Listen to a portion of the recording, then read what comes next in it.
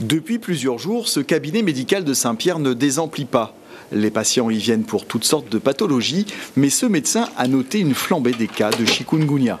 Au jour d'aujourd'hui, oui, effectivement, on ressent une nette augmentation des cas de chikungunya. En tout cas, on n'a pas encore les retours biologiques, mais au niveau des symptômes, on voit énormément de patients. Là, depuis ce matin, par exemple, c'est 75% des consultations sont des symptômes évocateurs de chikungunya.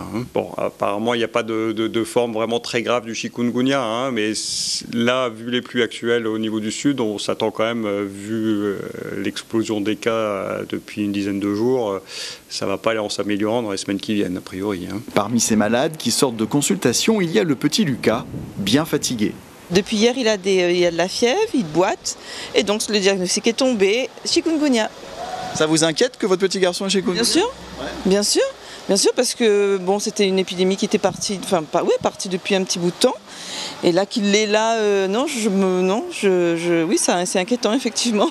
Il se plaint de quoi ? D'avoir mal aux articulations et puis d'avoir beaucoup de fièvre et puis d'être fatigué.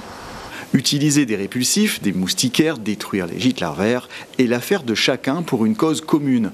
Mais certains pensent que la communication des autorités autour du chikungunya mériterait une piqûre de rappel. Je trouve qu'il n'y a pas assez de communication, pas assez d'informations, qu'on n'est pas bien suffisamment informé. Qu'est-ce qui manque ?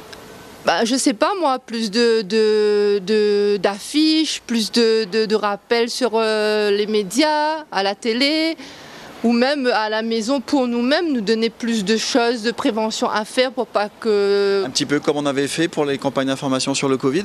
Oui, voilà, exactement, la même chose. La situation reste donc préoccupante. Le chikungunya poursuit son chemin. L'ARS de son côté appelle à une prise de conscience de chacun pour enrayer la propagation de la maladie. Les opérations de démoustication, elles, continuent.